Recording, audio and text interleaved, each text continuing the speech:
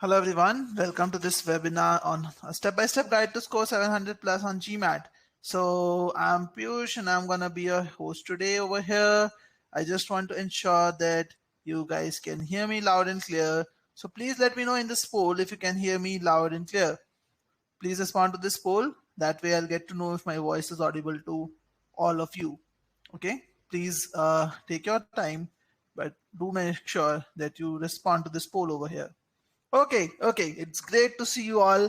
I'm so glad to see that all of you can hear me loud and clear. That's great, guys. And I want to know a little more about you guys. So I want you to, I'm going to push a couple of questions your way. And please feel free to respond to this. So my first question is, since how long have you been preparing for the GMAT? I just want to understand about the batch over here. Okay. Hi, Rajdeep. Happy to see you over here. Please respond to the polls, everyone. It just gives me an idea about the overall batch that I'm looking at over here. And as some of you might be knowing, this webinar is actually a part of our GMAT Score Booster webinar series. This is a totally free webinar series. We are not charging anything for this. And this webinar series is going to run for 10 weeks starting today. Every weekend on the Saturdays and the Sundays, basically, we will have one webinar each. So in this 10 weeks, 2 webinars every week on the weekends at 7 p.m. IST, which is 1:30 p.m. UTC, the same time that you have joined right now. You'll have this webinars free of charge. And this webinar series is a very, very detailed webinar series in which we're covering all the key aspects of GMAT. We're taking webinars on verbal, we're taking webinars on strategy, we are taking webinars on quant. The next 10 topics are basically on your screen. We are here today to discuss the first one, which is about a step-by-step guide to get started. And that's why this question is relevant. So thank you so much for responding to this poll. I can see that a good 50% or more of you are yet to start, or you have started less than 1 month. So this webinar is the apt webinar for you guys because this is targeted towards people who are primarily starting their prep or have just started their prep. So you guys will get the maximum out of it. Now, there are a good number of you, about 30% of you, who have been preparing for 2 to 3 months.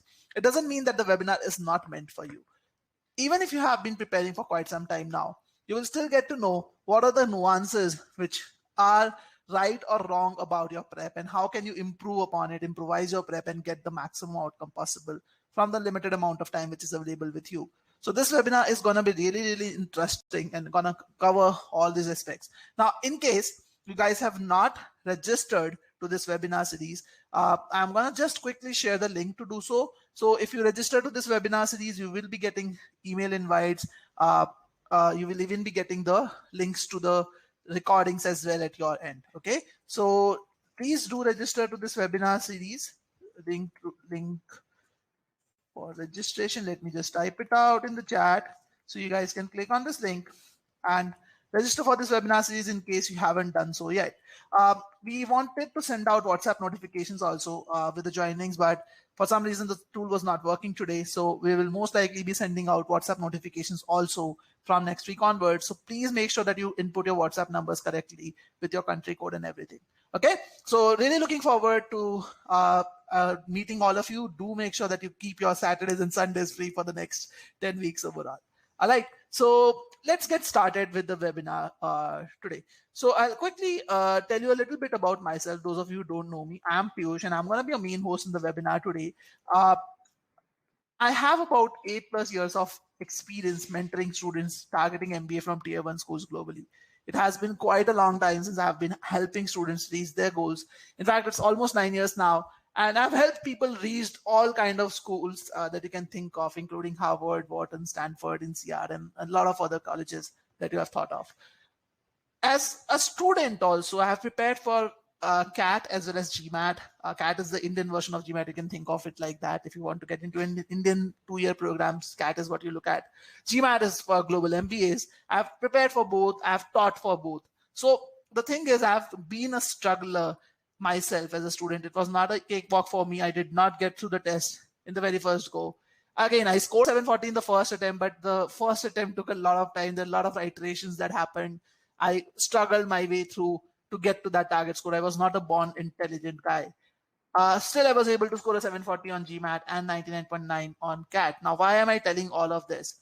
I'm telling all of this because I want you to understand that GMAT is not a rocket science. If you understand and dissect the test, you understand the test very well, and you plan it properly, you can actually get a good score by putting in the right amount of effort. It's not about hard work, it's basically about smart work. And as an individual, I like analyzing trend and data to come up with strategies. And that's why I generally take a lot of strategy topics. I even help students improve their scores by talking about the strategies that they can take up, their weaknesses and all of that. So Anshum has already a question that he's asking, what is the ideal time for GMAT preparation? Again, and so I don't believe in giving a categorical answer for that because it depends on a lot of factors. We're going to discuss about that today. It depends on a lot of factors, including your current skill level, your target score, the time available with you,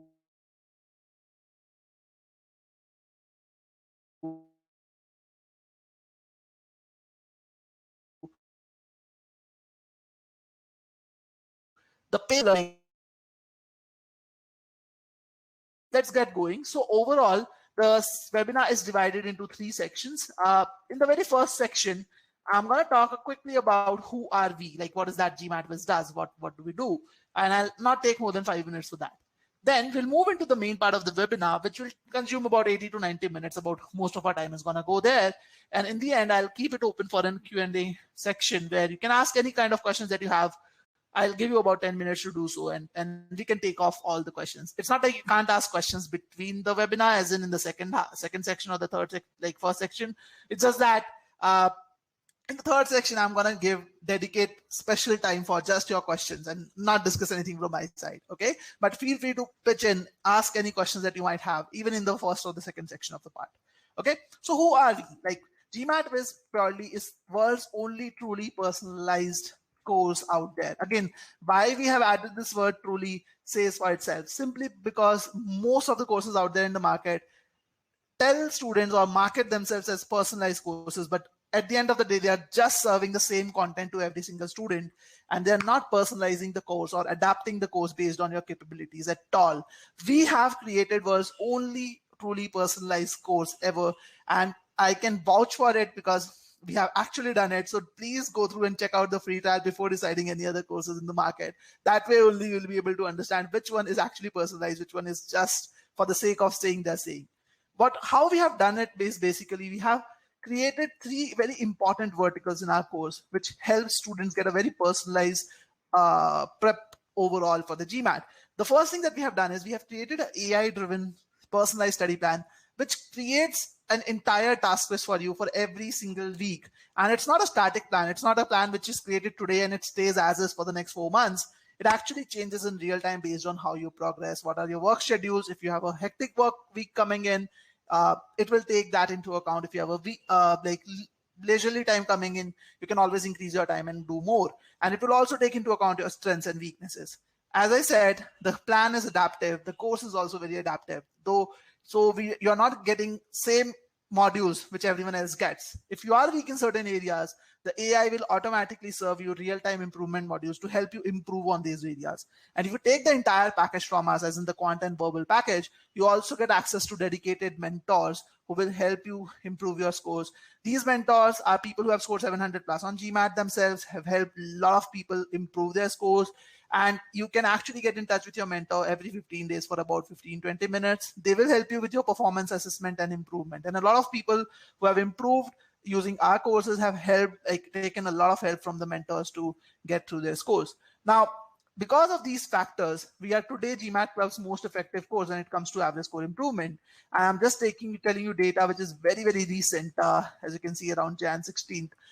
Our average score improvement stands today at 111 points, whereas you can look at the average score improvement of some of the other courses out there. They're nowhere close to the improvement that we have gotten. And we take immense pride in it because of the simple fact that we have tried to create a very, very personalized offering.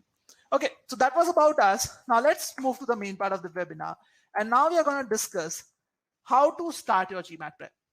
But even before we get to it, let's have a quick look at how do most people start. So let me ask you guys, a lot of you said that we are just starting the prep, or we have just started in last 1 month or yet to start. What is the planning that you guys have done? I would like to hear from you in the chat over here. How have you started your prep? What is the plan of action that you are following? Please tell me. I'm looking at some interesting responses, guys. How have you guys started your prep? Let's hear from you.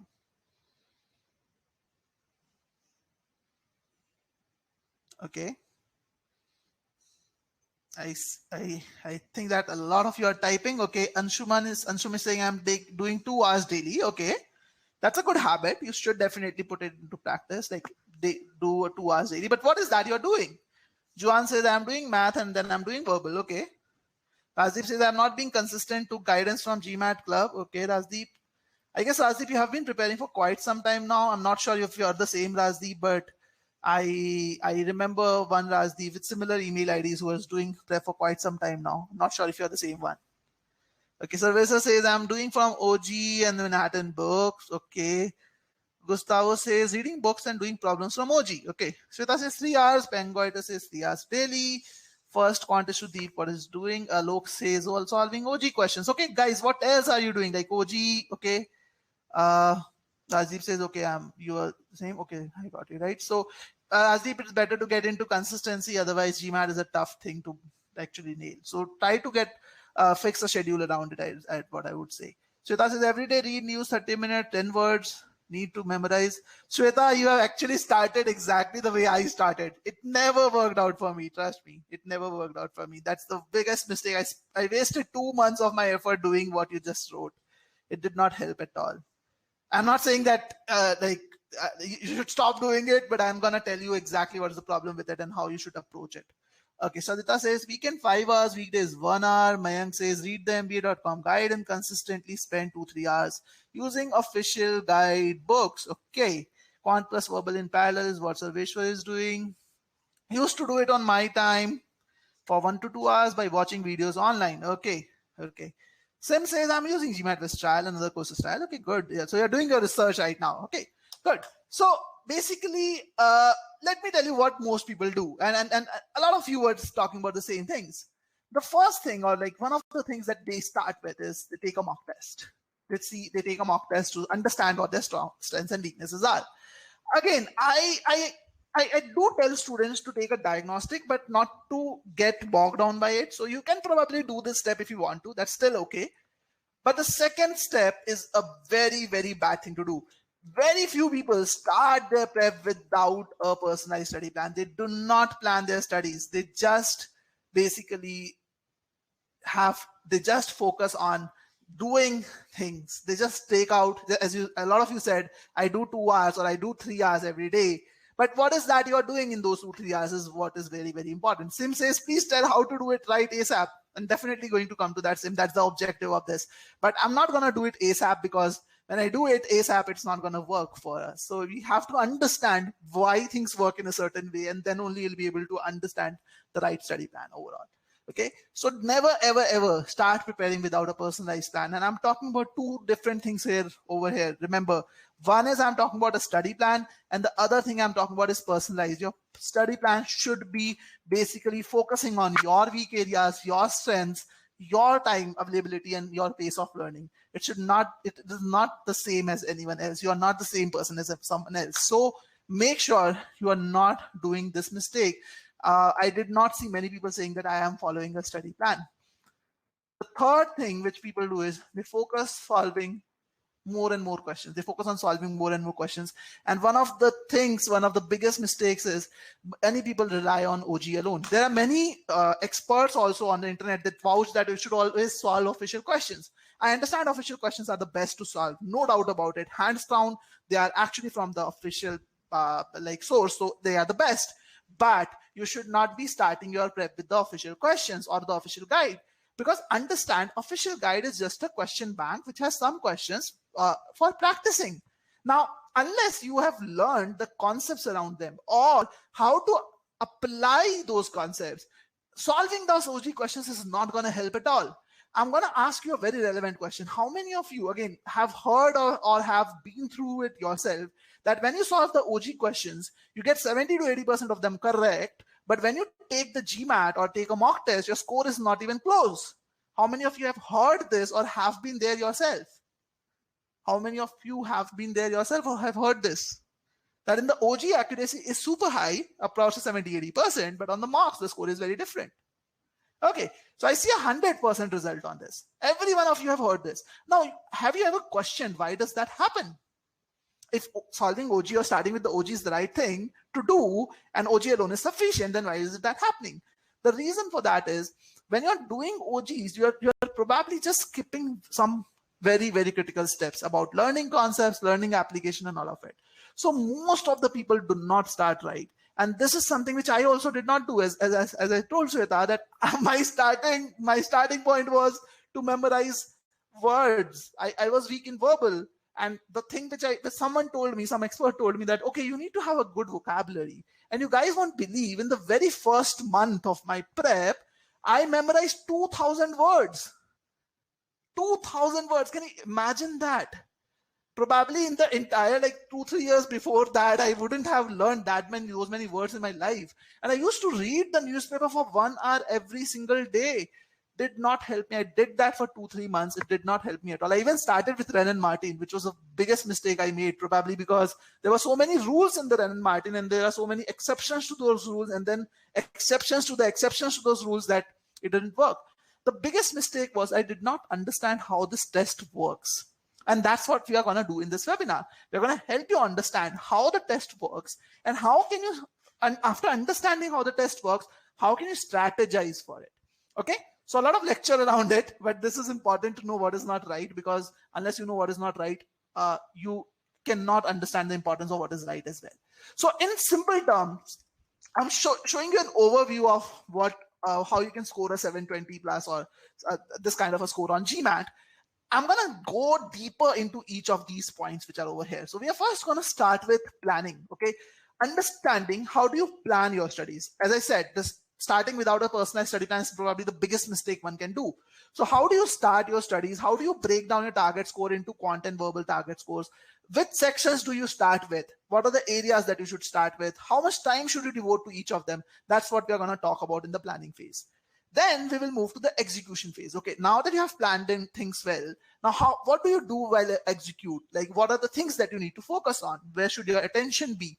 Concepts, application, how do you balance the two overall? Then we will move to the third phase, which is the assessing phase. Okay, as you are executing, how do you assess yourself? How do you measure the performance? How do you do it? And how do you divide it across the learning and the fine-tuning phase? And finally, we'll talk about, okay, now that you have understood what are your weak areas, how do you optimize or work on your weak areas? So we'll talk about all these 4 aspects in depth. So let's get going with the first part, which is identifying your target score. Now, a good number of you would have already thought of a score. Okay, I need a 760, I need a 740 or a 720. Some of you might have targeted a 780 also. Some of you might have targeted a 600. Depends on your requirements. But what is also important is whether you divide this target score further down into quant and verbal sectional target scores. Now, there are 2 scenarios which are possible over here in order to understand what is the right target score of individual section. One scenario is you're probably good in one of the 2 sections. Either you're good in quant or you're good in verbal. You're not good in both of them, or you're not equally good in both of them. Let me put it that way.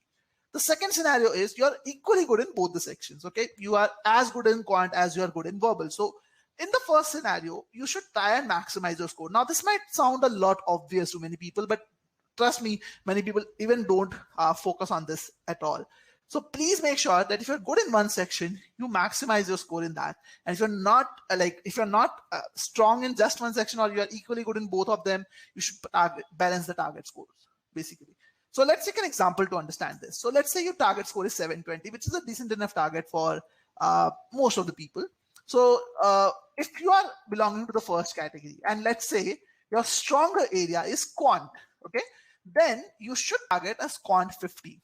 And why is this important? Because understand that quant 50 requires a completely different skill set compared to a quant 48. So for you to know what your target is very, very important. Otherwise, you'll always be on the wrong path of learning. Okay, so understand what is the relevant target score for you. So if you're good in quant 50 is what you should look at, and then balance it with a 38 in verbal. However, if you're good in verbal, then you should rather target to maximize your score in verbal, take it to 43, and maybe take your quant score to a 46. Now, you can actually score more than 43 also on GMAT, but again, we need to take a look at something which is achievable and not very, very difficult also. So something like this should be better. If you are in the second category, for example, Shweta is asking, I'm equally good in both, so what should I do? Then you should balance the score. So 48 in quant, 40 in verbal is a much better target. You should not be thinking about like pushing yourself to a 50 in quant unnecessarily. Probably that won't work the best for you. Anshum has a question. So Q50 means only 2 to 3 mistakes? Not really, Anshum. I have this covered in the webinar today, however, so don't worry about it. GMAT scoring is not about accuracy, it's about skill, actually. So I'll definitely talk about it. So just hold on to your question for some time. So this is how you should identify your target scores, break down a target into quant and verbal. Now, when you're starting your prep, always remember the prep has to be divided into broadly 3 phases. One is learning phase, as in this is where you will actually, if you prep right, if you do the prep in the right fashion, you will be spending around 70% of your time in your learning phase. Basically, what it basically means is that learning phase is where you are taking care of everything which is tested on GMAT. You're building your concepts, you're building your application skills and doing all of this well.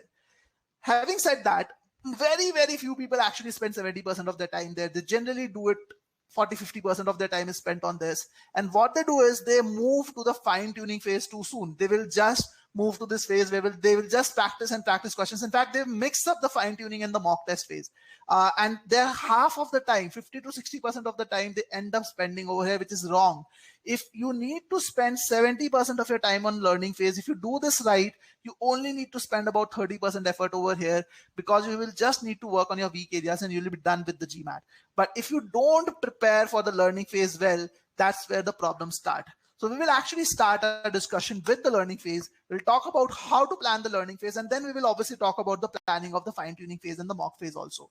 Okay, let me take a couple of questions which are there in the chat already. Alok is asking, sir, I got a 42 and 35. Which one should I target? So Alok, again, depends on your target score.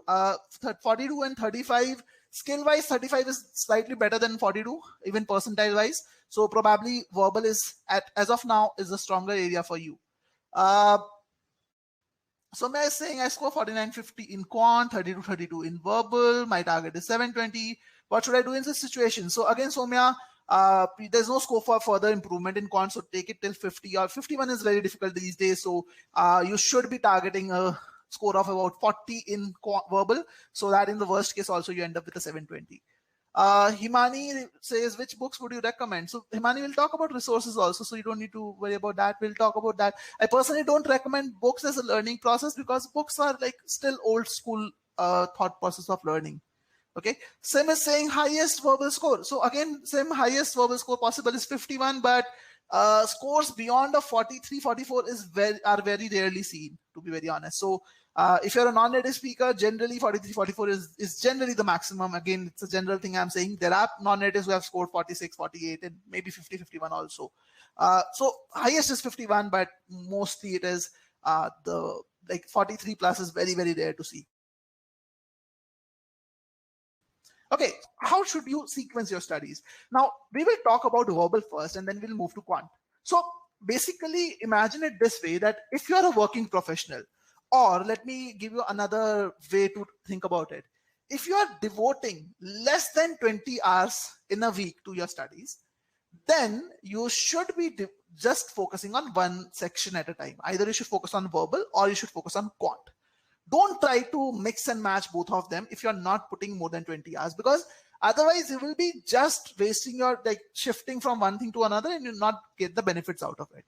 Obviously, let's say you start with verbal and then you move to quant. Then when you're doing quant, you should be revising verbal once in a while. Like maybe every week, devote about 20% of your time to verbal to just stay in touch with it. But in the beginning, just focus on one area at a time.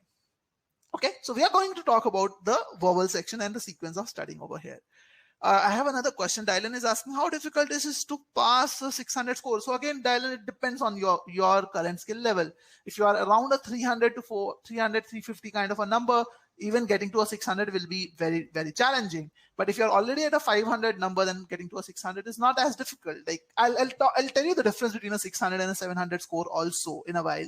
So don't worry, we have that covered too. So What about verbal? What is the right sequence of learning? Now, in order to understand this, we need to also understand what are the skills that are tested on GMAT verbal. So think of it like this, that there are primarily 3 skills that are tested on GMAT verbal. Number 1 is comprehension skills. Okay, how well, given a piece of information, how well can you comprehend it? Can you get the exact meaning? And when I say comprehension, I don't mean just a basic understanding of what is written. You need to have a very clear understanding of what is written. You need to contextualize it really well. The second skill which is tested is analytical reasoning. Okay, let's say I give you multiple pieces of information.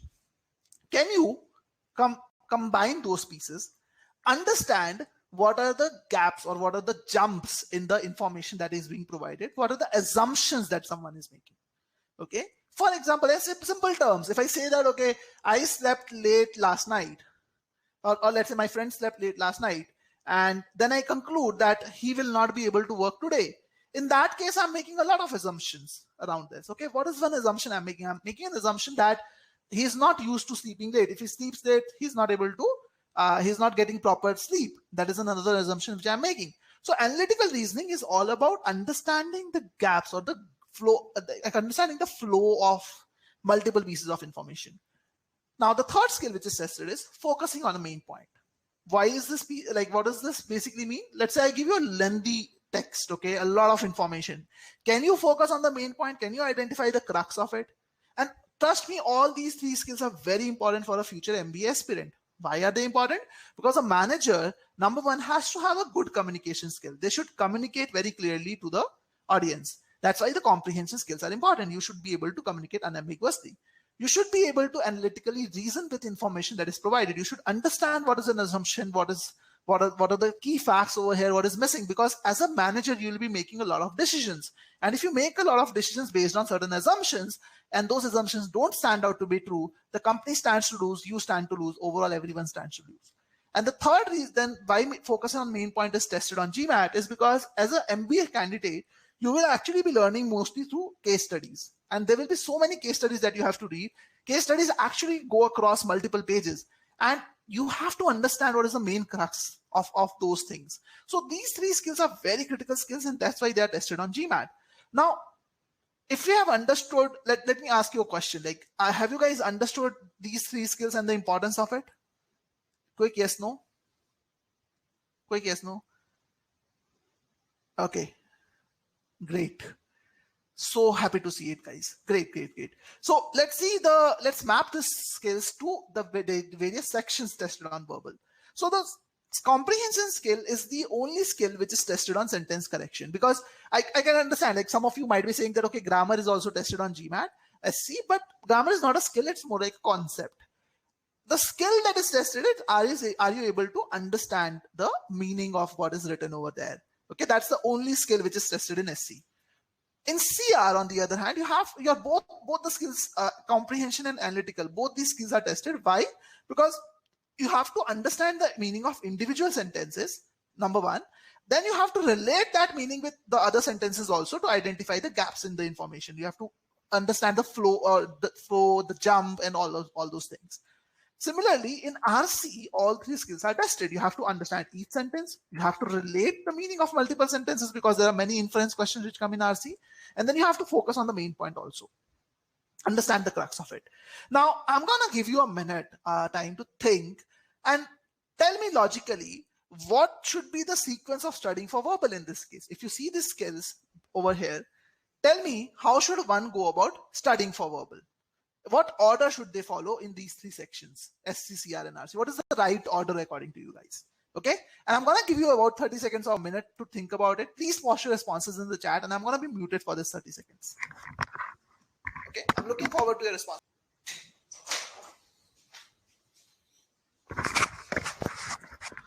All right, so I do have a lot of responses already. And seems like almost everyone is saying SC, CR, then RC, except for Sarveshwar, who says it should be the opposite. Okay. Everyone else says, okay, Dimple says analytical, then comprehension, then main point. Okay. Okay.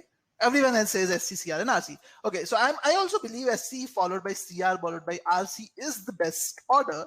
And the reason is very simple, guys. Very simple. Think of it like this. if I start to work on sentence correction, then I just need to focus on one skill, that is comprehension skills. Okay. If I work on comprehension skills and get it at a level where I'm confident about it, then when I move to critical reasoning, I just need to work on my analytical reasoning skills. I don't have to worry about my comprehension skills because those are already taken care of. Now, imagine that you start in the reverse order. Okay, let's say you start with reading comprehension directly. You will have an uphill task of making all these three things stand out at once. You have to work on all three things at once. And if you're good at verbal, then probably it's going to still happen. But if you're good at verbal, probably you don't need any advice from my side. So if you're not good in verbal, then definitely starting with RC is not the right thing to do, because you'll have to focus on all three things at the same time. Not recommended at all. And that's why I tell my students, never, ever, ever do follow any other order, or even don't do them simultaneously. A lot of people start their prep and they do prepare for SC, CR, and RC simultaneously. They do some questions of SC today, some questions of CR tomorrow, or even on the same day do all three things. And guys, I'm talking about the learning phase still. Understand this part. When you are in the fine-tuning phase and the mock test phase, you can still mix things, okay?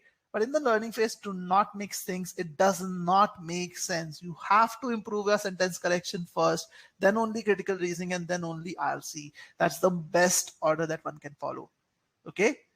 I hope this is clear to all of you guys. Let me quickly ask you a poll. Is the sequence clear to all of you? The rational and the sequence are both clear to all of you? Quick yes, no on this poll. I expect 100% yes on this. And if anyone is not clear, feel free to ask any questions that you might have in your mind. I'll be more than happy to take them up. Okay. Okay. So don't see any other questions. And one is clear with it. Great, guys. So happy to see this. So let's move to quant then. Okay. So this is about verbal. What do you do for quant? What is the order that you follow? Now in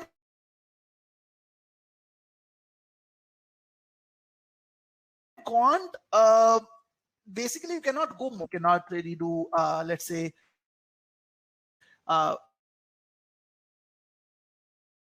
algebra. Things are a lot interrelated. Like the application of equations is there in pretty much everything. The application of numbers is there in pretty much everything. So there's a different way of doing quant. Okay. So what is important over here is that in quant, you should work on building the basic topics, all of them first, like number classification, linear equation, unitary method. You should work on the building the skills on these topics. Then only you should move to intermediate topics like unit digit, inequalities, circles, simple interest, compound interest, and then only you should move to advanced topics. Now you might be thinking, okay, how do I know what is a basic or intermediate or advanced topic? So I've just given a list of all the quant topics which are tested on GMAT, and I've arranged them in the right order. You don't need to note it down. Don't worry about it. I just want to show you. I'll tell you one way of getting this list yourself if you want to. But if you like, this is basically just to help you understand that it is so important that you go through it in this first order. So you can see all the number properties topics are in green. All the algebra topics are in blue. All the word problem topics are in maroonish color. And all the geometry topics are in black. So you can see how closely they are interrelated, and you should try and follow this order. Because if you follow this order, it will help you to improve your pace of learning. So Carla, I can show the previous slide again. Basically, I'm saying basics to intermediate to advanced is what your learning process should be. And these three things are already covered over here. For example, till this point, it is the basics. This point, it is the basics. Till this point, it is basically the intermediate. And beyond this, it is the advanced. The list of topics that you see are advanced topics. Dimple has another question. Dimple says, I'm good at SC and very bad at RC. Can skip SC in this case. So Dimple, you can do SC towards the end. In fact, the very next slide that we have is actually focused on what you are saying. So I'll just leave it till then and you'll get your answer. Okay, so this is how you should go about doing quant. Now, what should be the sequence of studying if you have already prepared? I talked about people who are just starting, but what about people who have already prepared? So probably Dimple, when you say you are good at SC, I'm not sure. If you have already prepared, probably that's one way of knowing it. But if you have not prepared and it's just something that you think you're good at, then I would recommend you to take a module-wise test. Okay, so take a module-wise test. A module basically means SC, CR, RC, or number properties algebra. This is what I call as a module. So take a module-wise test, take about 25, 30 questions in it. And once you have done with the test, try to divide those modules into two buckets. One is a strong area, one is a weak area. Strong areas will be where your score is more than 70%, and weak areas is where your score is less than 70%. So let's take an example. Let's say you took the test and these are the scores that you got. Okay, 60% in CR, 40% in RC, 90% in sentence correction. These are the scores that you got. Okay, so Soumya is asking where can we take the module wise test. Again, Soumya, it depends. If you have if you're a GMAT Viz student, you can actually go and do it on Quizard, which is our quizzing platform. If you're not a GMAT Viz student, then you'll have to probably take it from by combining questions yourself, or it's a little difficult in that case because you have to take those tests.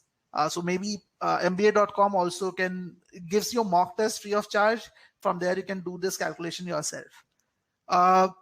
Dimple says, I'm intuitively good at SC. If you took few sample questions but found I'm comfortable or can quickly pick up. So Dimple, I would say, don't just rely on some sample questions. Take a good sample set, about 20-30 questions, and take easy, medium, hard, all level of difficulties. So just don't rely on that. Take a module-wise test. That's better. Okay.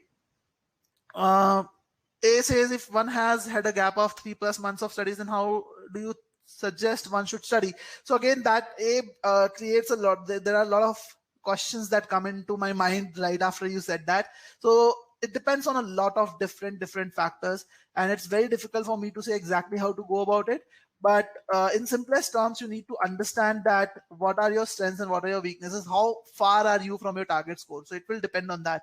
If your basic prep was done well, then probably you need to focus on the weak areas only. But if your basic prep was not done well, then probably it is better to actually go and follow whatever I was talking about. Okay, so if you want to discuss your case one-on-one with me, you can do that using this link which I just shared. So you can use this link to schedule a call one-on-one with me, and we can talk about it, because this is something which is very, very different. Like if you have already prepared and you had a gap of 3 months plus. Okay, so I was talking about this example. So you take this module-wise test and you identify the strong and weak areas. Then what you should do is you should work on your weak areas first, followed by your strong areas. But within your strong and weak areas also, try to follow the sequence as much as possible, as closely as possible. So if you remember, the right sequence of learning was SC followed by CR followed by RC. So even in the weak areas, I have kind of tried to stick to the sequence. I have not tried to do RC first and then CR next. I'm recommending to start with CR first and then RC, because if you're weak in RC, it could also be because of the fact that your analytical reasoning skills are not that great. Okay. Anish is saying, is 720 achievable if I scored a 640 on GMAT official? Anish, if you ask me if it's definitely achievable, we have helped students improve from even lower scores to even higher scores. So it is definitely achievable. It's about how you go about improvements. Okay. So now that we have understood what is the sequence of studying, what your target score is, you need to have clear targets and deadlines. You need to put all of this in place. You need to understand how much time is supposed to be divided to each of these areas, and have clear targets in front of you. Have deadlines in front of you that, okay, I need to complete sentence correction by this date. I need to complete CR by this date. I need to complete this much by this date. Because if you don't have those deadlines in front of you, and especially if you are a working professional, it is very easy for you to fall off the track. Many people are not able to do it just because they are not having clear-cut deadlines for them. Now, the ideal prep time is somewhere between 100 to 350 hours. If you're very, very weak, then you might as well take 500 hours to prepare also. And to create these targets and deadlines, there are multiple factors that you need to take into account. For example, you have to take into account your strengths and weaknesses. Like what are your strengths and weaknesses? Not just in terms of content verbal, but inside content verbal also. You also need to take into account the time available with you every single week. How much time can you devote to studies? If you are a consultant, probably you cannot have as much time as someone else might have. So it's very important that you know exactly how much time available is with you. And that's when you take that into account while creating the plan of action, it actually helps you stay on track. You should also have a clear idea about sequence of learning, something that we talked about. And then you should also know how much content do you need to study, because depending on like how you're going through things, like what your strengths and weaknesses are, it may take you additional content also to work on something. It may take you less content to work on something. So these are various factors that you have to take into account. Now, some of you might be thinking that, okay, how do I take all these factors into account and create a plus study plan for myself? And that is one of the biggest problems that we also faced as a student. And we wanted really to solve this problem. And that's why we came up with the idea of GMAT-Viz, where we have created a tool which helps you create a free study plan as well. Like it gives you a personalized study plan, and you can actually create a free study plan for yourself if you want by using this link, which I've just shared with you. And how it works is it asks you to input some data points. It will automatically ask you all these data points, which I have mentioned on the screen. And once you enter these data points, and even if you don't know some of them, it will guide you how to understand that. And once you mention these data points, it will automatically create an action plan for you, a targeted action plan for you that clearly tells you what is to be done on what are your milestones for every single target, what is the milestone that you have to achieve. It will even plan every daily task for you. And it's not a calendar which is shown just for a fancy purpose. It actually is integrated with the course. So you can actually click on the start button and start learning right from here. It's a very personalized study plan. It takes into account all these factors, and all you need to do is click on the start button. You can see the plan for the next month, and every single step of your learning is planned by AI automatically. You don't need to worry about it. All you need to do is create an action plan. And if you don't want to look at the calendar view, you can only focus on your current week tasks. So you can see whatever activities you have to complete every single week. All this will be planned for you. And this study plan engine is free of charge. You can actually create a free trial account and create a study plan for yourself, but you will only have limited access to content. So when you click on start button, you will only be able to access limited content. You can see this FT written in front of certain things. You can access these activities which have FT written, as in these are free trial activities. If you want to access all the activities, all the course elements, you can always upgrade your course and do that. But for the study plan, you don't need to pay anything. You can actually create a study plan yourself. So as I said, I click on start and I was able to start the activities. And this plan is not a static plan. As I said, this is a dynamic plan. Every week, the portal is going to ask you how much work is done. It sees how much work is done in the last week. It asks you how much time is available with you in the next week, in the current week as in. And if you have more time or less time, you can change it, and you can actually adjust, see the study plan reflected, changed in real time. Okay. So remember, a goal without a plan is just a wish. So it is very, very important that you have to create a proper plan of action before you start learning anything. Okay. If you have a proper plan of action, it will definitely help you. All right, let me take a questions from the chat pod over here. Abhishek is asking, I scored 620 in official practice, quant 47 and verbal 29 in first mock test. How can I improve to 720? So Abhishek, again, basically your quant score suggests that there are just few areas that you are not so good at, about 20-30% of the areas that I showed you earlier. In verbal, out of SCCR, and there are again two scenarios possible. Out of SCCR and RC, you are good at one of them and not so good at other two. That is one scenario. So we have to understand exactly how it is. So I would recommend you to please schedule a one-on-one call with me. I'll help you understand that, because the scope of this webinar is not just to like focus on this particular use case. So I don't want to get digressed on this. So please schedule a detailed call with me. Sim says, is it possible to complete GMAT-Viz course in 30 days? Sim, it is all dependent on your skill level today, what target score and other factors. So, and also how much time you are devoting for your studies. I generally don't recommend students to look at completing it in a certain number of days, because that's not how it should work. You should, if you need to do certain things in order to achieve your target score, then you should be doing all of that. Generally, there are many students who have improved by 130 points also using our course within 30 days. So it's not like people haven't done so, but I generally say that you should give the amount of time they should give. Okay. Rajdeep says, sometimes taking a beginner's mock test is frustrating when you come across questions you can't solve and you have to randomly click a choice, which is very disturbing at times because we are relying on luck. Do you believe taking a beginner's mock test is advisable? So Rajdeep, you should not take the beginner's mock test seriously, because you know you're not prepared. So there is obviously the fact that you cannot solve some questions. So don't take it seriously. It's just that you have to understand which skill level you are, and taking a beginner's mock test help you understand what kind of questions are tested. So if you are able to maintain that, like clarify that goal and have that clarity in front of you, then only you should take it. A is asking, is there a specialized plan for people who have taken a break and want to grow from 650 to 700 plus? A, we can definitely help you do that. Our course is all about personalized planning, so don't worry about that. Somya says, can we set a plan for a month in GMAT Viz? So Somya, again, we can help you do that. It's not like you cannot set a plan for a month in GMAT Viz. We have all the capabilities possible, but I generally do not recommend people to cram everything in a certain amount of time. I personally recommend that you should devote the right amount of time which is required to improve your studies.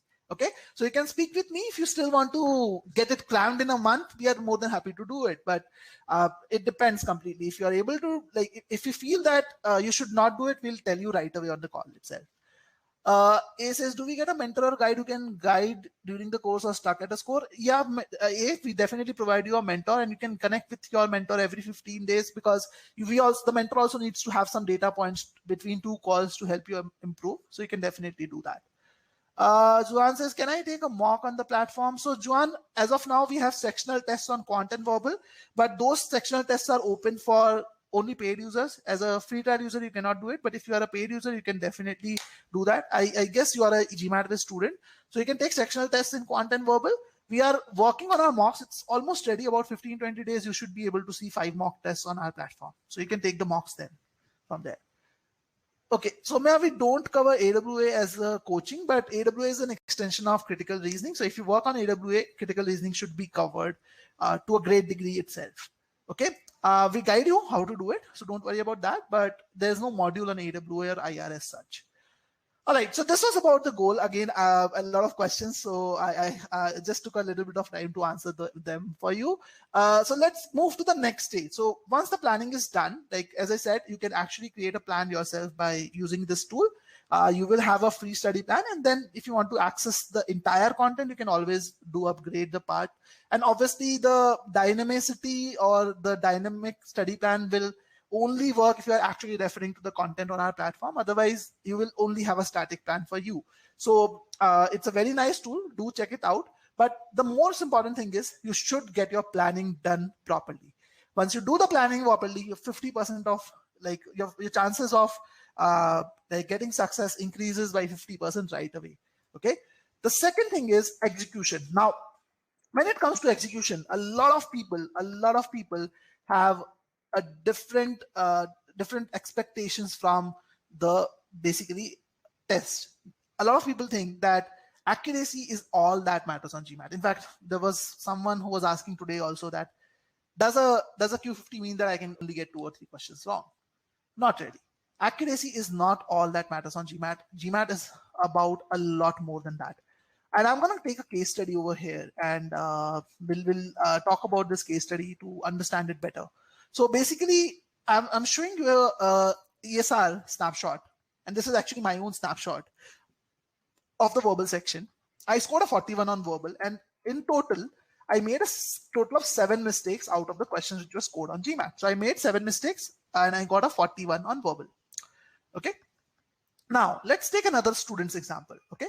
So my example is on the left-hand side. You can see 7 mistakes, verbal 41. On the right side, you can see another student's ESR, and the student has only made 5 mistakes. I want you to take your time and guess the verbal score of this particular student. Okay. I want you to take your time and guess the verbal score of this particular student. I'm going to give you a poll also. Just take your time. Think about the verbal score of the student, and I'm going to give you the poll so that you can enter the scores also. Okay, just give me 1 second. I'm just creating some responses in the poll.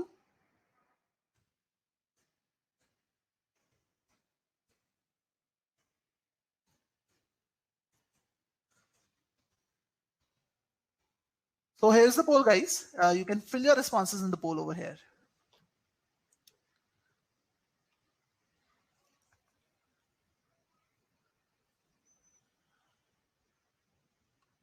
These the mocks that GMAT Viz is launching right now are semi-adaptive, and they will be moved to adaptive also in some time. I cannot commit that time right now, but right now we will be launching semi-adaptive mocks, but we'll be using AI to identify your weaknesses, your scores, your projections, and everything. So the mock analysis is going to be of top class. I can even vouch that it's going to be better than any other mock analysis which is present there. We're using AI to even tell you, recommend you what are the action plans right after the mocks are done.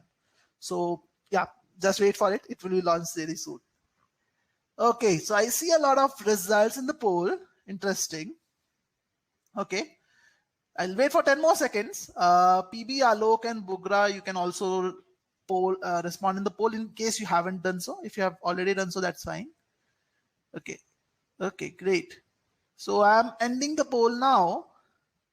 All right, so most of you are saying like about 36% go for 38 to 40. So you're saying it should be close to 41. I'm not sure why you marked it on the lower end.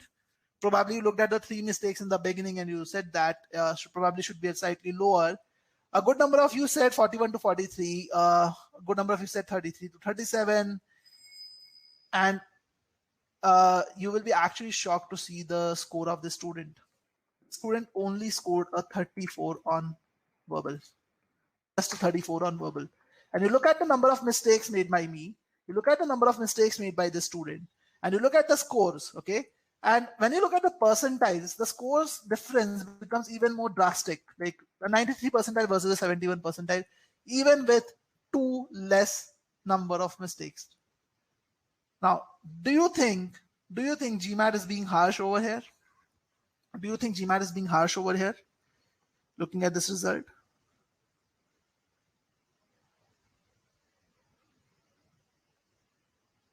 Do you think GMAT is being harsh over here?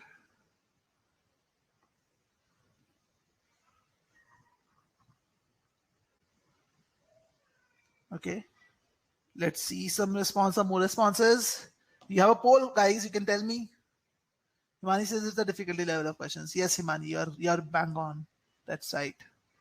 A lot of people think that, okay, GMAT is all about accuracy because that's how we have been trained to take tests, right? From the beginning itself, from a childhood, the better your accuracy, the better your scores. But that's not how it works on GMAT. It's an adaptive test. It depends a lot on your accuracy on the right questions.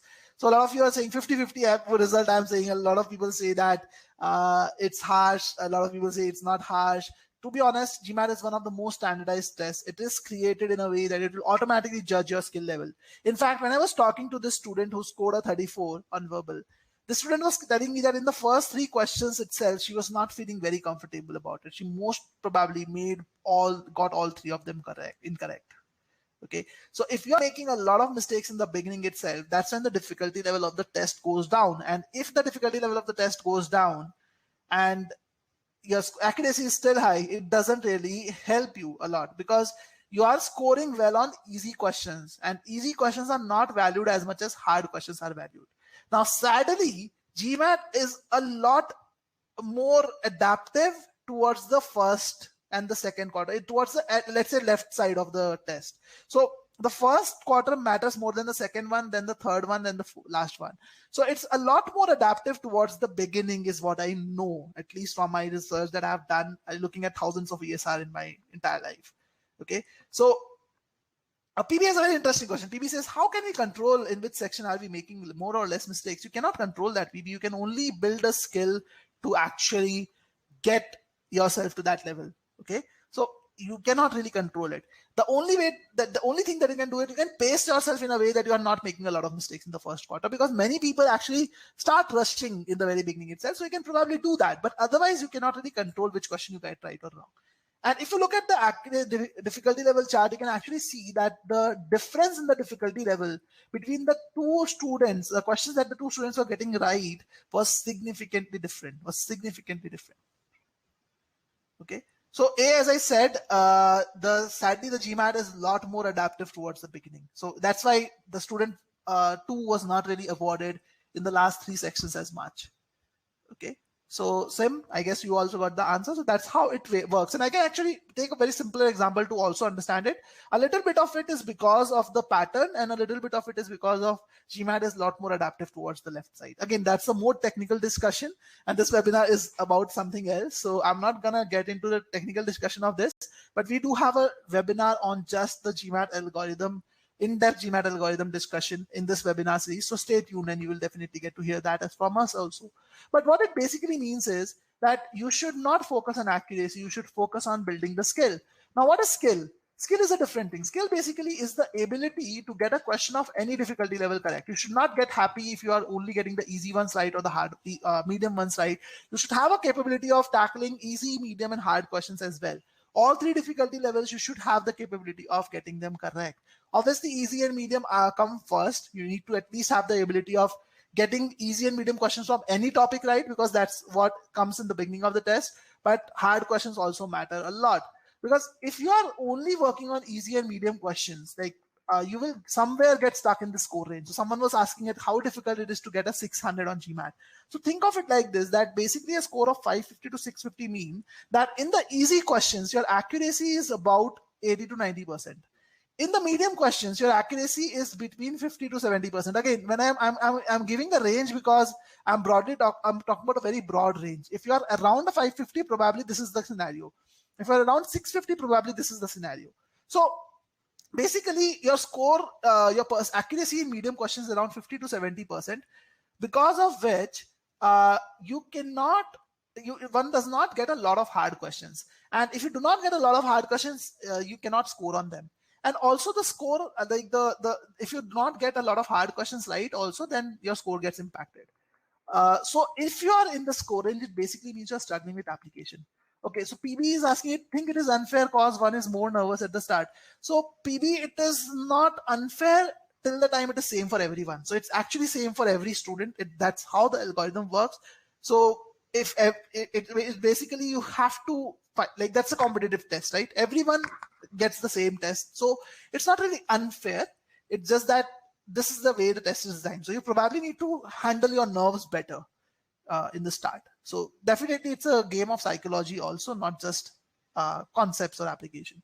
So in order to get a 700 class, you definitely need to have a very, very high accuracy on easy and medium questions. You cannot go wrong there. As in, you should target to reach as close to 90% as possible for easy and medium questions, because these are the questions that should come at the beginning of the test. And in the hard questions also, your accuracy should be about 50% plus. If it just crosses 50 with a 90% in the easy and medium questions, you can probably reach a 700. But if you want to get a 720, probably you need to get this number to a 65, let's say. Or if you want to get even higher, then your accuracy in hard questions need to improve further. Okay, so that's how the algorithm really works. So the idea to score a 700 plus should not be just focus on accuracy. You should first make the algorithm serve you hard questions by getting the easy and medium ones right. And then you need to get the hard questions right. And this is only possible if you learn the right skills to build the right skills and learn how to apply them. Which brings us to the question, what is skill? Okay, what is skill? So skill is, most people think skill is all about concept plus practice. That, okay, I learn concepts and then I practice more and I'll build the skills to get there. But that's not what skill means. That's another myth which is there. Most people just focus on practicing. And that's where you see that many people struggle. And let me elaborate on this part. Okay, and I'm taking an example of sentence correction for this. Okay, so basically, what people do in sentence correction is they focus on knowing the rules. They will just focus on learning the rules. So what they will do is they learn subject verb grammar rules, they learn tenses related grammar rules, modifier related rules, pronouns, parallelism, and so on. And when they're doing this, what they will do is they learn the rules and then solve questions on individual areas. Now what happens in that case is they will do well on the individual questions. They'll do well on tenses related questions or pronoun related questions. But when they start doing 700 level questions, they get them wrong. Now, why does that happen? That happens because there is no common learning thread or no application focus when you're learning these rules. You're only focused on this individual rules and you're tackling them individually. So if you know where the errors are or what errors you're looking for, you can still probably find it. But if you don't know how to look for those errors, which is what happens in the 700 level question, there are multiple errors over there, and it's not easy to figure out the errors, you actually struggle. So this is a big issue. And this happens primarily because people focus on shortcuts, because GMAT is a test where you have limited time. So what you do, you try to improve, you try to reduce the time taken. And how do you reduce the time taken? By learning shortcuts. One shortcut we already talked about is like split. Like in sentence correction, people think that, okay, if in order to apply, all I have to do is apply splits. Okay, vertically scan the option choices, understand the differences, and then apply it. Similarly, in reading comprehension, a lot of people do skim through the passage quickly in 1.5 minutes, 2 minutes, and then come back to the question.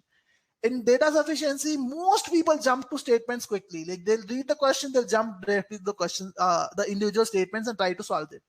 There are many, these shortcuts are very popular, and none of these shortcuts work, guys. And I'll help you understand this, and let's quickly solve a question in order to understand this, guys. Okay, so I have this question for you.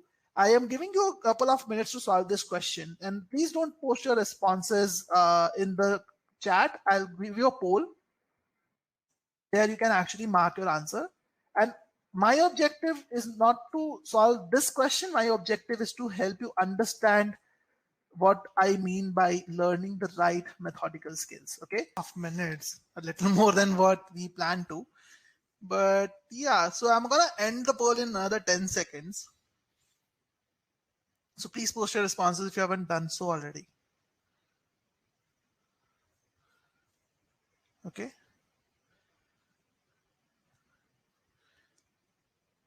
All right, I'm ending the poll now. Okay, guys.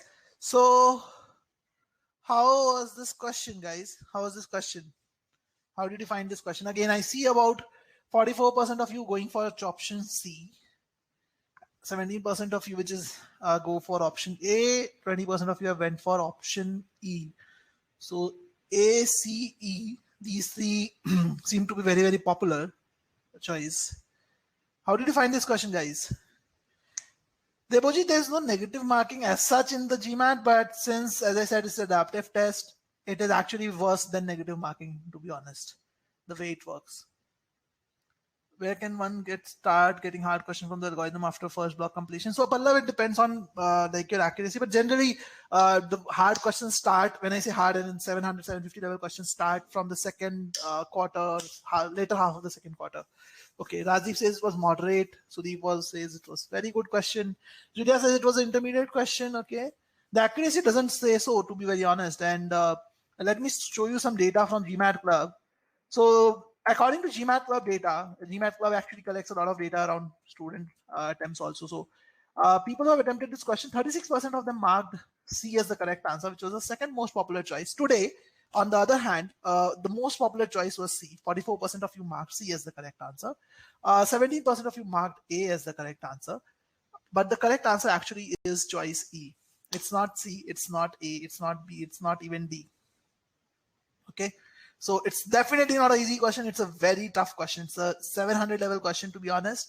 And my objective is not to, as I said, teach you how to solve this question. My objective is to help you understand how to really solve this question.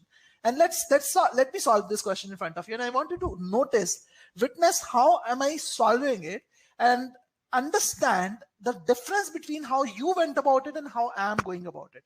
And please feel free to write in the chat. I'll ask definitely. In the end, I'll ask you.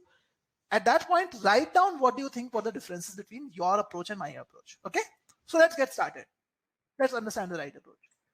A substance. Okay, so maybe the sentence is talking about something, some substance. Let's see what. Derived from the Madagascar periwinkle. Okay, so this substance is derived from the Madagascar periwinkle. I don't know what the Madagascar periwinkle is, so I'm abbreviating it as MP. Now in our course, again, I'm just going a little out of this thing. We teach that you have to pause at the relevant points. There are certain pause points that we talk about. Again, I cannot explain all of this today. It's not about a sentence correction session, but anyway, so I'm just telling you that there are certain pause points we talk about. So this one pause point is a verb-like word, especially the verbs which end in ed form. Okay, so you have to understand whether it is a verb or a modifier. Okay, so Sudeep, I'm coming to why E can be an answer, but focus more on the approach as of now. So I know that I'm talking about a substance, and this substance is derived from something called a Madagascar periwinkle. I don't know what is it. Let me write it as MP.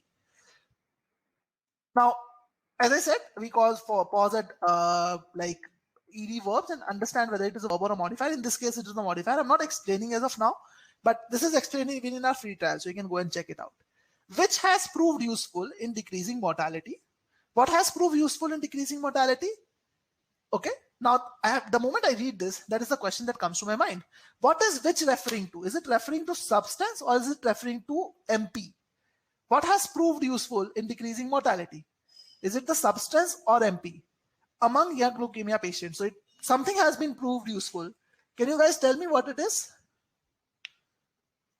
Abhijit, the problem in option A is not that it has no SV pair. It has an SV pair. Problem is the SV pair is not making sense. I'll come to that, as I said, Abhijit. Okay. Substance is what PB says. MP is what Sudeep says. Himani says substance.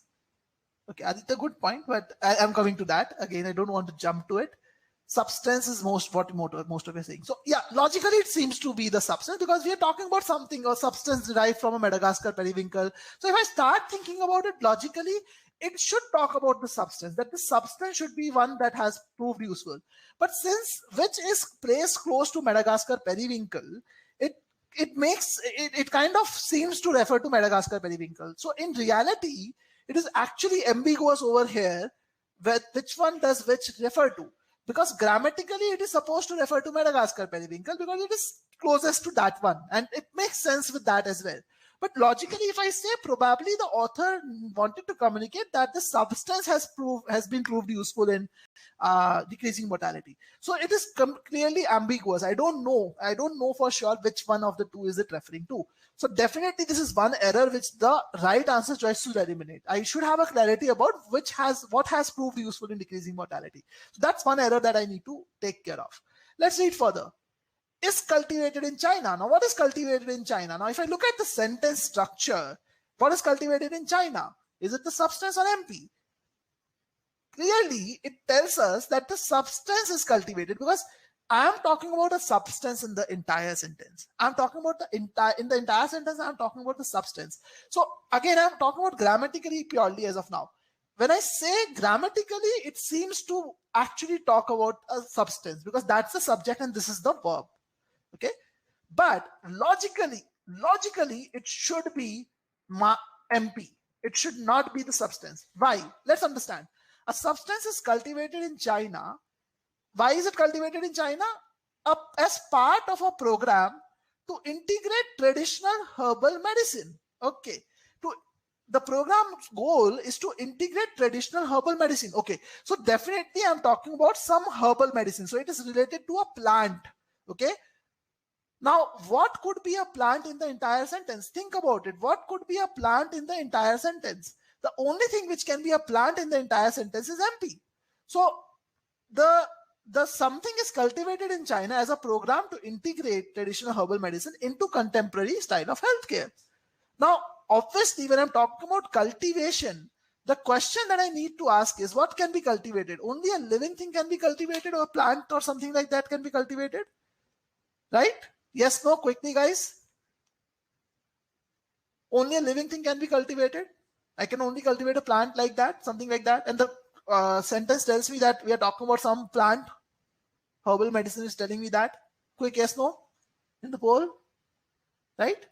If I'm talking about cultivation of some plant, then obviously that it is cultivated should be talking about Madagascar periwinkle and it should not be talking about a substance. It is illogical to say that a substance is cultivated. It is illogical to say that a substance cannot be cultivated. A plant can be cultivated. And that's the problem. That's the other problem which is there with this particular choice. Okay. So the intended meaning of the author is the Madagascar periwinkle, which is most likely a plant, is cultivated in China as part of a certain program, which is to integrate herbal medicine into a contemporary style of healthcare. That's the main crux of the sentence. And a substance is derived from this Madagascar periwinkle, and probably this substance is useful in decreasing mortality among leukemia patients. And that is probably the reason why it is cultivated in China. Okay. So this is the intended meaning that we get out of it. Now, if you look at the other options, like other sentences, in C, which is the most popular choice, obviously, the error related to which has been corrected. I know that the derivative has proved useful. That is something which is clear. But still, is cultivated, this verb is having the subject as derivative. It is the derivative or the substance that is cultivated, which is incorrect. I should say that the Madagascar periwinkle is cultivated, which is only communicated by choice E. Okay? And that's why choice E is the correct answer. Now that we have solved this question using the approach that I was talking about, I want you guys to tell me what is the difference between. Debojit is asking why is D not the correct one. Chips, tell me why, think about the meaning of it properly and you will be able to understand. In B, again, my objective is not to solve this particular question. That's why I said I'm not going to get into a lot of depth around it. But D says the Madagascar periwinkle has a derivative. Okay, it has a derivative which has proved useful. So this part seems to talk about this derivative. Okay, so right now we are giving more information about derivative. That, when I say that, that still looks like it is talking about this derivative itself. And if it is trying to talk about this derivative itself, then there should be a connection between this which and that. And there should be and or something like that to connect. And then also it is a problem because that is cultivated is still talking about the derivative. So logically it is still not making sense. And the construction is all awkward, all weird. Okay, because that and which should be talking about derivative itself in this case. That's the meaning that it communicates. Okay. Okay, let's see the responses, guy. Parth, let me not answer why B is wrong. Let me ask you, what is the subject of the verb is cultivated in B? Once you understand that, you'll understand why B is wrong. Okay, so focus on meaning. Bugra says meaning, then grammar, I guess. Okay, we should take a couple of seconds more to split the sentence logically. Okay, good. Missed out on the meaning of the sentence. Focus on meaning. Okay. Focus on the subject but crossed out E, derivative of which sounded odd. Okay, never ever ask, never ever tell, reject the answer choice just because it sounds odd. Okay, understand the logical reason behind it. Yeah, Angelina, D is not a complete sentence. Yeah, but I think cultivated is the keyword here. Rajdeep, there will be some other keyword somewhere else. So you cannot, and trust me, I asked this question to many students and I asked that, why did you get it wrong? So they say, okay, I missed this particular word. I missed this particular thing. I did not focus on the tense. But the question that you need to ask is, why did you not focus on that particular tense? See, the biggest difference between what changed with my approach, the biggest difference which actually helped me improve is that I considered the meaning. I was focusing on the meaning. Yes, Soumya, you're perfect. Spend time on the original sentence, understand the meaning well. And when you actually do that, you will be able to move through the options much faster. You'll be able to have a great accuracy. And one of the key things which changed with this thought process is, earlier when I was struggling with verbal, I used to tell myself that, okay, I'm struggling because I always get stuck between two close choices. So I'm doing a good job. I'm able to eliminate 3 choices and I always get stuck in 2 choices. And I used to tell myself that in verbal, things are very subjective. This is the best choice trap that I talk about. Many people say that even there are some experts or some courses which say that, okay, this is the best answer choice. I never accept that. On GMAT, there is always one right answer and there are 4 incorrect answers. There are no gray areas whatsoever. There is no subjectivity there. Whenever you are making a mistake, you are accepting something that is wrong and you're also rejecting something that is right. So don't just think about the thing that you have marked. Also look at the right answer and understand why that is the right answer. And even before that, even before thinking about the option choices, the thing that you should focus on is whether you approached it the right way, because it's all about the methodology in the end. The option that you picked is just an outcome of the method that you followed. So you have to understand and improve and rather learn the right methods to solve questions. And unless you tell yourself, you accept the fact that there are no best answer choices, there's only one right answer and one wrong, like 4 wrong answers, you will, unless you accept that as a fact, you'll not be able to improve. Okay. Ujjwal is saying, aren't we spending time on meaning to figure what is the subject of the sentence. In this case, periwinkle was the subject, and second part of the sentence wouldn't work without periwinkle. A substance cannot be cultivated. So Ujjwal, we are spending time on understanding the meaning of the entire thing. If you remember, I spent time on understanding what is which referring to, what is derived referring to. You have to think of the sentence as one single entity. Okay. So if you have to do that, and then only you understand where the errors are, because you cannot predict where the errors are gonna be. Okay. So this is something which you have to understand overall. I hope that answers your questions. Abhishek says, on the day of exam, how much time would you recommend spending on this level of difficulty of question type? So again, this is 700 level question, Abhishek. So in SC, the average time will depend on every student. I will take about 2 minutes to solve this question. 2 minutes 15 seconds also possible. Sim, the webinar will be complete in about 30 minutes, I guess. Yeah, I'm not really looking at the time. I'm more focused on the discussion that is going on. Now the third, let's now talk about the third mistake that people do. Like they generally focus a lot on, as I said, the idea is concept as practice. Like again, related to that. So when they start learning for SE, as I said, their focus is entirely on individual rules. Okay.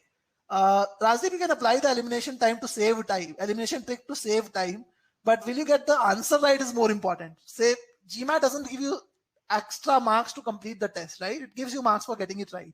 So make sure that you are not focusing on saving time and rather focusing on accuracy. That's the biggest problem.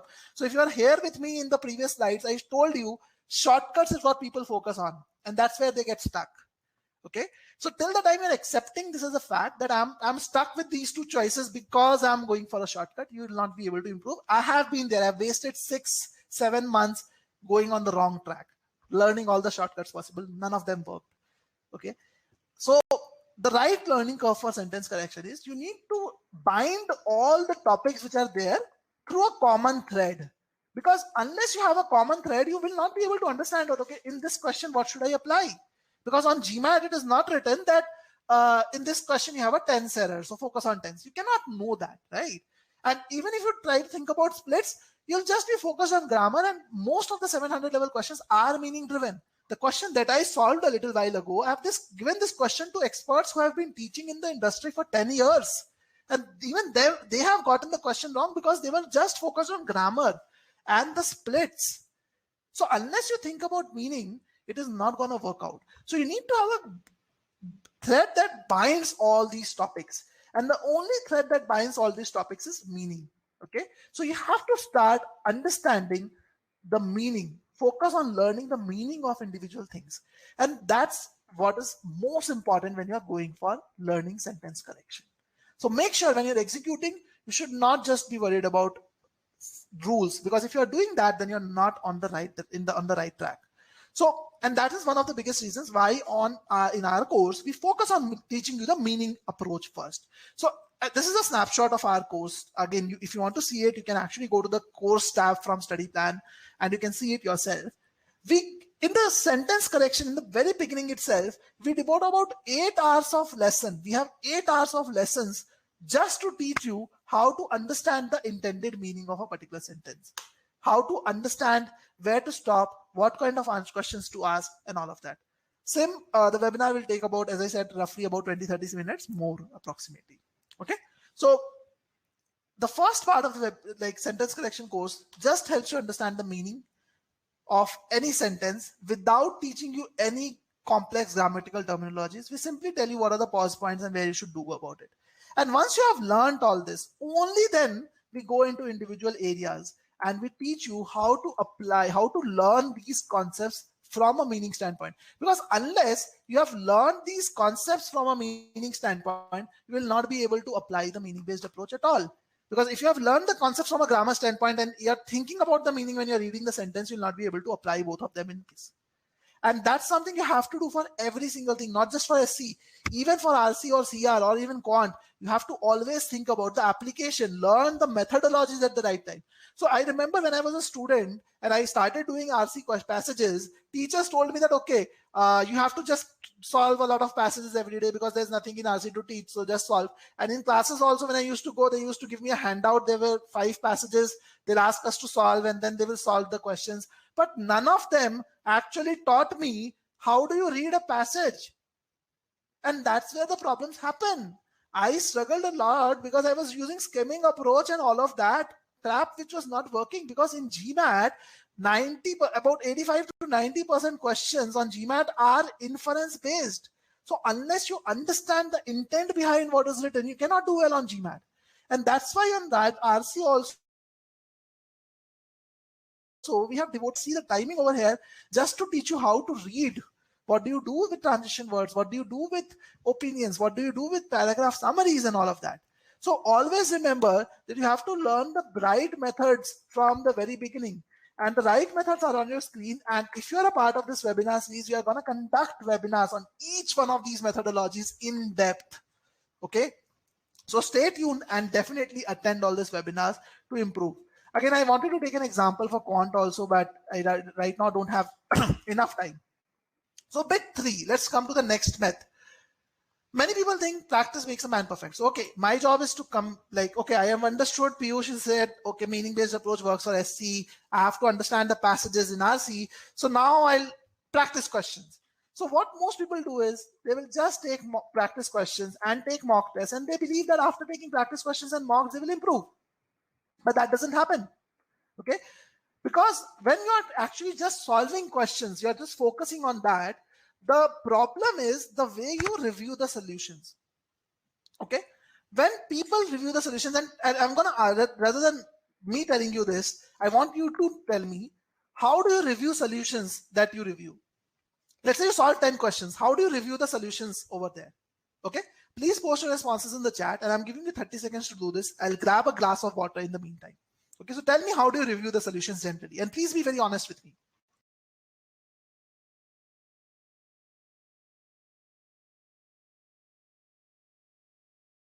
Okay. Sim says, if I did wrong, I resolve the solution. I review all to see what I missed. Okay. What about other people? Debojit says, only the questions I skipped or went wrong. Most time taken in solving those questions, I revise only those pain areas. I review my mistake and the right answer. Okay, Juan, thank you so much for being honest. Bugra says, I tried to find out the logic behind the solutions. Okay, that's great. Okay, Juan says, review the solutions for all the questions that check the process and logic. I got the answers right if we use the same logic. Great, Juan. That's really, really good. So happy to hear it. I review all the options and find out what the correct one right and the other one wrong. Okay. Okay. So really great responses from you guys. Really happy to see them. Let me tell you how most people analyze. And this is something which I have done also as a student. Most people only review the questions they get wrong because they feel that, okay, if I've got a question right, I've gotten it right. Why to spend more time on it? Why to waste time on it? That is something which most people do. And even in that case, they only spend time on option analysis. Let's say I marked option A and the right answer is option E. Most people just look at option A and option E. If you do this, the scores are not going to improve. Whenever you're learning any particular topic, you should always ensure that you learn the right approach at the same time. Okay. So how do you understand? How do you learn? How do you review the solutions? How do you master the approach? The only way to master the method, for example, a meaning-based method or involved reading method, is to ensure that you're referring to solutions that follow a consistent and logical method. First thing is, your solution should be consistently given in that methodology alone. And the methodology should be logical also. You should not refer to solutions which are using splits or skimming. They are not giving you passage analysis. If you are doing that, then you're not able to learn. You will not be able to learn because you need to have logical methodologies in the solution and consistent methodologies. That's the first step. After that, the second step is where your effort comes into picture. For the first step, you just have to identify the right resource. For the second step, you have to put in the effort. So ensure that you verify each and every question irrespective of whether you get it right. And I'm so very happy to see some people saying, Ricky was saying this, Juan was saying this. I'm so very happy that you actually talked about this. So please make sure you do this. I know it's going to take you a little more time, but it's going to help you to learn as well. Because if you get a question right, it is not, you cannot be 100% sure that you got it right for the right reasons. You need to match your line of reasoning. So when you are reviewing the solutions, spend 80% of your time on reviewing the sentence, argument, or passage analysis. Try to do this and try to note down the variances in your approach so that you can master the right approach. Okay. So that way you'll be understanding that, okay, this is where I was not focusing. For example, the question that we solved today, that question where I used the meaning-based approach. If you are reviewing it through the solution, you would have understood that, okay, this is where I did not focus on the meaning and that's why I got it wrong. So you have to improve your understanding of the meaning by looking at such solutions regularly. And I'm again giving you a CR question in front of you. So right now, for example, this is the CR question. I want you to read this question. Don't solve it. Just read the argument for a minute. Okay. And then I'm going to show you how to review the solutions, because this is a very important part. Even if you're a GMAT student or not a GMAT student, this is how you should be reviewing each and every solution. Because unless you do that, you cannot get the maximum out of the course that you're using. So give it a minute. I'm going to be muted. What you need to do is, when you're reviewing this solution, and this is much more important for GMAT students, please make sure that you do this every time. What you need to do is, you need to ask yourself that, okay, when I read the first sentence, just the first sentence, did I come up with this inference or not? If you did not come up with this inference, you have made a mistake, because in this question, probably, even if you got the question right, you might have been able to scrape through it, but in some other question, you'll get stuck. Then you will read the second sentence and tell yourself that, okay, when I read only till the second sentence, did I combine these two pieces of information and did I come up with this inference or not? If you did not, then again, there is an error over there. And this is how you're going to check the inference for the third sentence and finally, and so on. So this is how you review the solutions. It is very important that you always do this. So remember, guys, you have to master a methodical approach after you learn the concepts, and then only you should move to practicing questions on the topic. Okay, then only you will get a 700 plus on GMAT. And in order to help you do this, we have come up with the idea of a concept booster. So those of you who are using GMAT, they already know about concept boosters. Those of you who are not using it, I would recommend you to look at the concept boosters. They're very helpful to improve your scores. What we have done in the concept booster is, we have done thorough research to give you a set of hand-picked questions which cover a different aspect from that particular topic. So let's say you are doing prime numbers. Okay, so you will first have a video lesson where we will teach you all the concepts on prime numbers. Then you will have a concept booster where we will cover different varieties of questions on prime numbers that have ever appeared on GMAT. And there will be one question of each variety at least.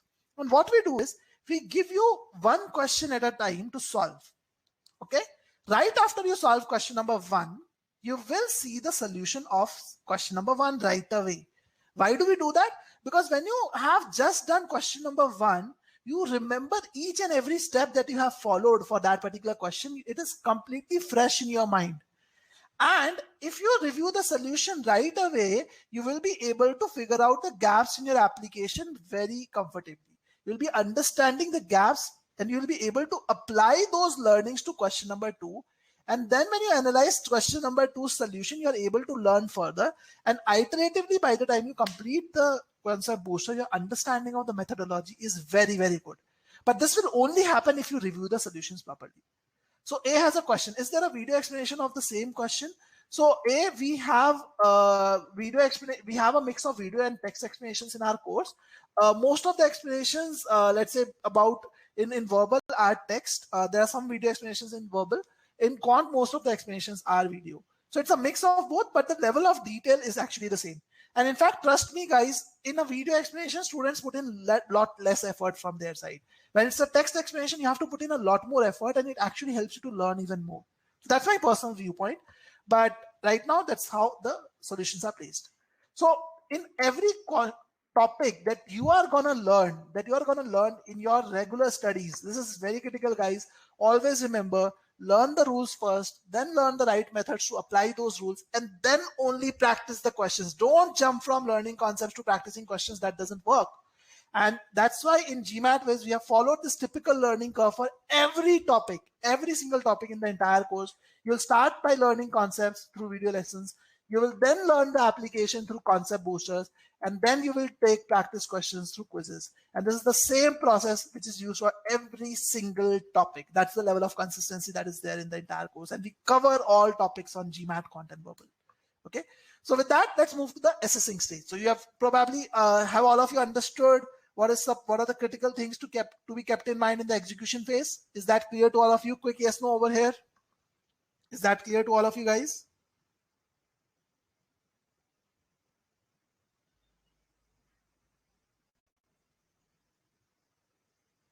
Is that clear to all of you? Okay, great. I see 100% yes. This is encouraging.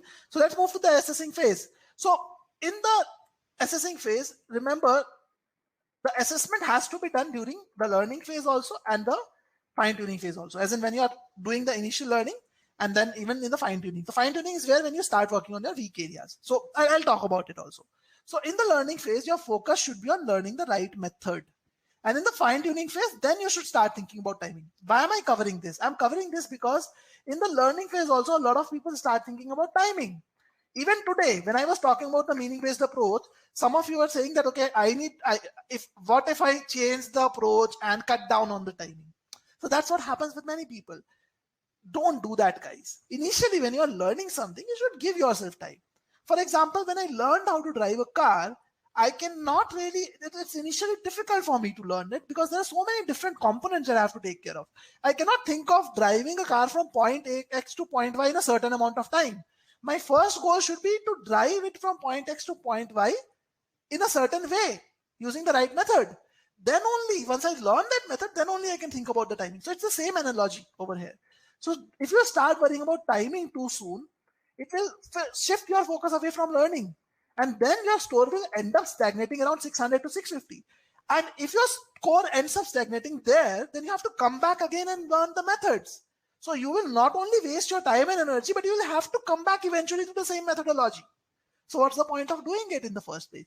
So make sure you're not worried about timing initially. Okay. And it's not like you're taking the GMAT tomorrow or in 10 days. Okay.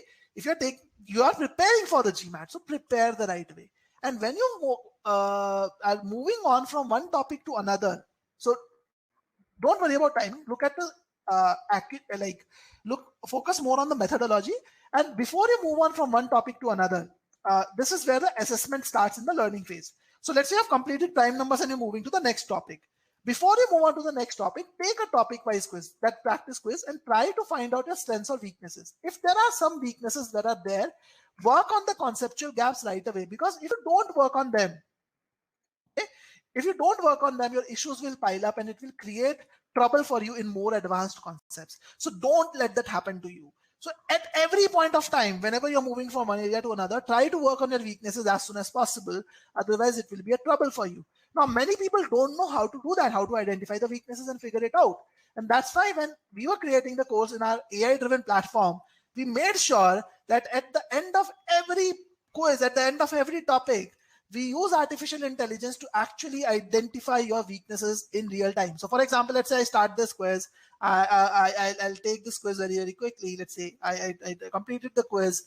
And in the end, you will see that the AI will now start identifying my strengths and weaknesses. So it is right now analyzing my strengths. It is identifying videos, identifying extra quizzes, which can help me improve on those areas. And it is showing me those activities on the screen as a recommendation. So it's not a static feedback. A lot of companies say that they are providing you personalized feedback, but their personalized feedback is limited to saying that, okay, you have done well on the quiz, please move on. Or you have not done well on the quiz, please revise. But they don't tell you what to revise. What are the weaknesses that are there? We actually create those additional lessons that you need to work on. And you can see these are quizzes. These are real videos that you have not done well on.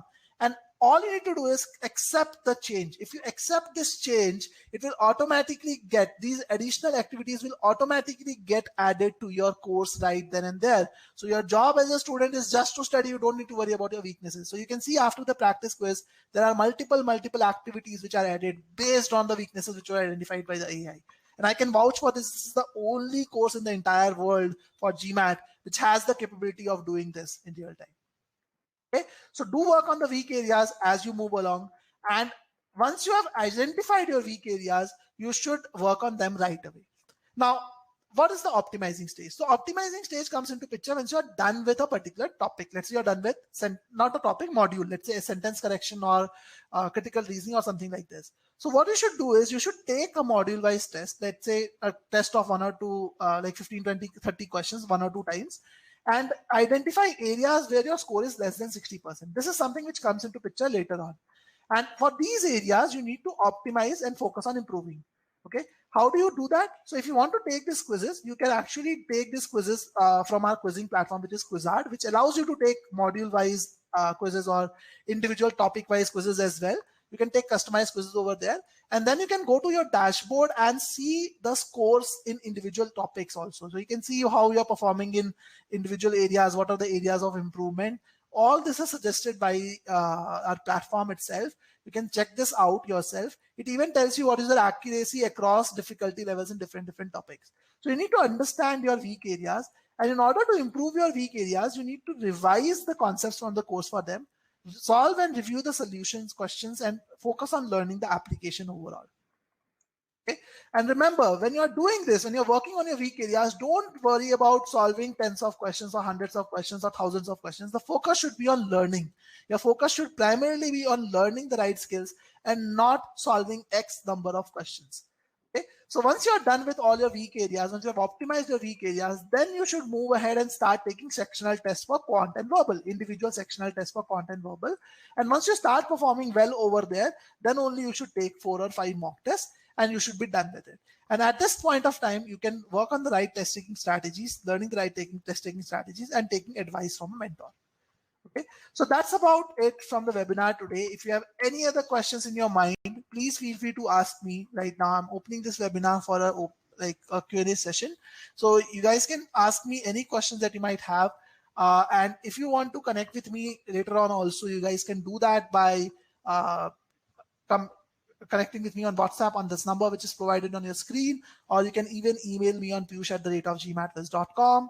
And I'm also going to share my link to schedule a discussion with me. If you guys want to do that, you can always do this using this link. It's there on the chat over here. Adesh, we cannot actually disclose exactly how many students have enrolled for this course, but I can, it's a confidential data, but it is much more than like students have, there are students more than 70 countries we have students from, and we have the highest score improvement in the industry. The number is much larger than 500 as of now. Okay, and our average score improvement has been great. And always remember, guys, don't just go by size, because once people, like I've seen this as a student, people go after companies which have the highest number of reviews or this or that. But what you need to understand is that the bigger the company is, the individual attention is low. As a startup or as a smaller company, our success lies in your success. For us, even every student, every single student matters. If one student fails, for us, every single student matters much more than anyone else. And always remember that every company is going to tell best about this. I'm talking best about my product. Someone else will talk best about their product. But the easiest way to understand the product is to take a free trial. So please go, if you're still considering a course, please go through a free trial and understand the course yourself. Put in that effort, because many a times people don't want to put in that effort. They will just want to hear it from someone else and get the answer. But put the effort yourself. That way you'll be able to understand whether the pedagogy suits you or not. And if the product is good, you will get to know, because the product will never lie. A product will never market itself. If it is good, it is good. So go through the product A, and you will, I'm sure you will be able to, you will actually come to GMATviz because it's the best course in the market today. Okay.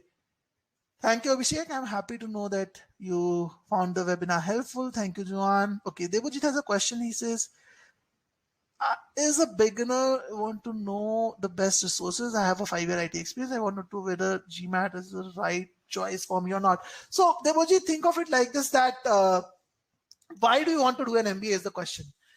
You're saying, I cleared a government exam, but I'm frustrated about the joining process. I want to clear a competitive exam and also ensure that I have future prospects. So again, when you look at government exam, you're talking about a job versus an MBA, which are two very different things. Yeah, you have to understand, like, why do you want to do an MBA? It should not be a reason to escape from your current job. An MBA is a pretty big investment. So understand the skills, understand the values that you're going to get out of an MBA. And if that matters to you, then only you should think about the GMAT. Okay, so it actually depends on what is your objective. So be clear about that objective first, then GMAT becomes much more easier. And you can always book a consultation call with me to discuss your case in detail, because there are multiple factors which are taken into account. Okay, Happy to know that Juan and Julia, you found this webinar helpful. Do join in tomorrow at the same time, 7 p.m. IST or 1:30 p.m. in GMT UTC. Do join in for the first webinar on sentence correction. It's going to be really, really interesting. Sunita will conduct that webinar and she's going to take you through the meaning-based approach in depth. And keep yourself free for the slot for the next 10 weeks. You're going to learn a lot on different topics. Shruta, you can connect with me on WhatsApp as well. If you schedule a time on my calendar using the link, that is the way I work better, because on WhatsApp sometimes when there are many questions, the response time also gets increased. So it's better to schedule a call if you want to discuss. You can always connect on WhatsApp, so it's not a problem. Even today, right now, I was checking the messages, so you can schedule a call on WhatsApp also. How close are the mock tests provided by GMAT to the actual GMAT exam? So Abhishek, the mocks which are right now under process will be semi-adaptive. As I said, they're not completely adaptive. So in terms of the adaptiveness, it may not be as close to the GMAT but the difficulty, like the quality of questions, are going to be very close. The scores that we are going to predict are also going to be very close. We are using AI to basically predict the right scores, and we improve the scoring algorithm as it goes forward. So that is going to be very close, and the recommendation also are going to be very, very solid. The only difference is it is not going to be completely adaptive. It is going to be semi-adaptive as of now to start with, and then maybe in a couple of months we are planning to make it completely adaptive as well. Debojit, you can drop me a message today also, but I have another webinar starting in another 45 minutes. So I'll most likely be not able to reply to you today. Tomorrow or Monday is when I will get back to you. But as I said, if I get time, I'll definitely reply back. So feel free to drop me a message on WhatsApp. That's not a problem. Okay. Great, guys. I don't see any other question on the poll. And please feel free to reach out to me later on at any point of time. I'm more than happy to take your questions. I have another webinar in 45 minutes and I have to catch my breath, get ready for it. So please reach out to me later on for any questions that you have. I'll be more than happy to take them up. Okay. And do remember, do check out the trial of the courses that you're going to refer to before blindly going ahead with the course. Just make sure that you check out for the trial, and I'm going to redirect you guys to our website. You can check out our free trial right away. All the best, guys. Thank you so much.